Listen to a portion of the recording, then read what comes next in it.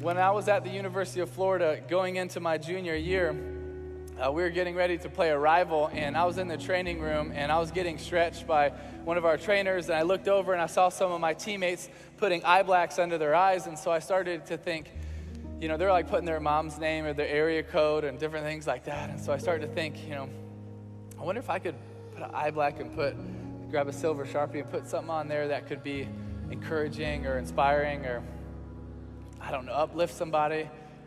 I started to think, well, what should I put? And I started to think, well, God bless. And I was like, I don't know. And then I thought of Philippians 4:13. I can do all things through Christ who strengthens me. I was like, that's an awesome verse for a football player. That's what I'm going to go with. So I put Philippians 4:13 under my eyes, and we went out there and played. And honestly, it really wasn't a big deal. A couple local newspapers wrote about it, but it wasn't that big of a deal. But I kept wearing it under my eyes the entire season, and we get to the SEC championship game against Alabama. We're getting ready to run out of the tunnel. And as a football player, so often it is really tunnel vision. It's the next thing, the next thing, the next thing. You can't afford to step back and look at the big picture because you can just lose focus. So many times it's just locked in to the next thing we have to do. Well, at this moment, I really felt like God was putting out of my heart to change the verse. I was like, really, right now? But I kind of stepped back for a second and realized that if we won, we'd be playing in the national championship. And that would be maybe the biggest stage that I would ever get to change the verse and put something meaningful on there. So we were blessed to win. And the next 6 weeks leading up to the national championship game, I was contemplating, really agonizing over what verse I was going to go with.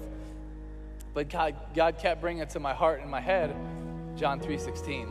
Because as a Christian, that's the essence of our Christianity. It's the essence of our hope. For God so loved the world, he gave his only begotten Son, that whosoever believes in him will not perish, but have everlasting life. That's what we believe in as Christians. So I decided that's the verse I'm going to go with.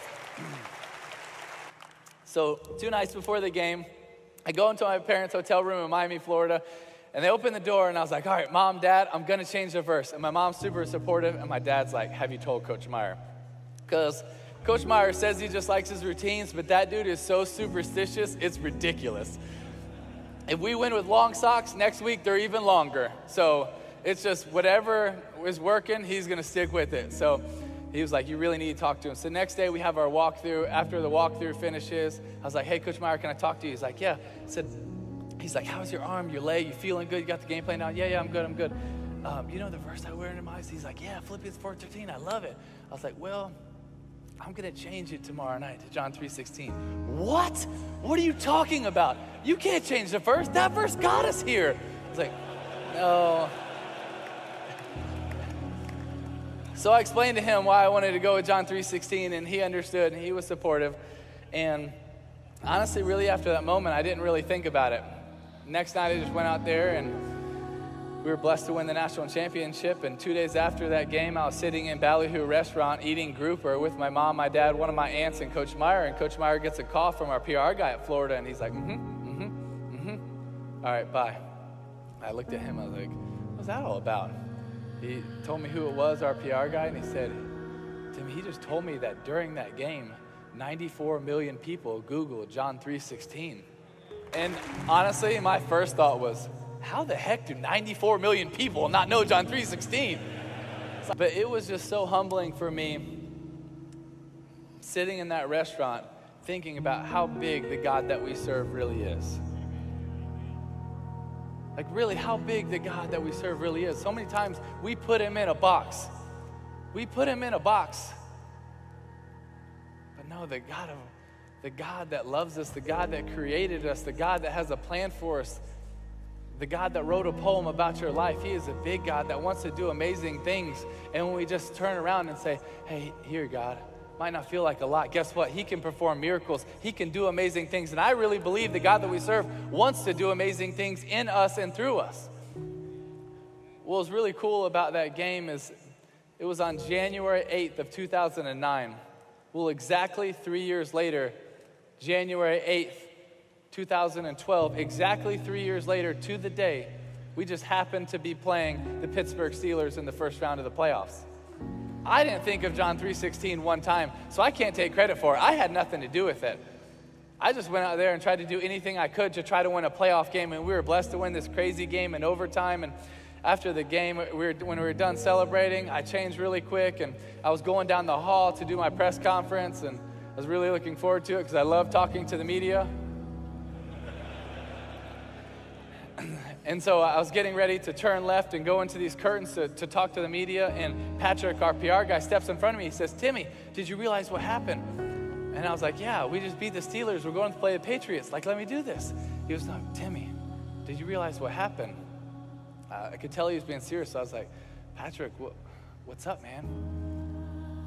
He looks at me and says, "Timmy, this is exactly 3 years from the time you put John 3:16 into your eyes." I was like, "Oh, really? That's awesome. That's really cool." He says, "No, you don't realize. During the game, you threw for 316 yards. Your yards per rush were 3.16. Your yards per completion were 31.6. The time of possession was 31.06. And the ratings for the night were 31.6. And during the game, 90 million people Googled John 3:16, and it's the number one thing on all social media right now."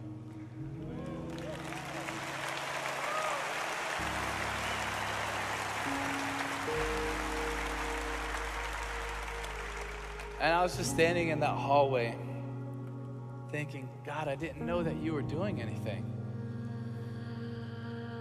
Like, I thought that was like 3 years ago."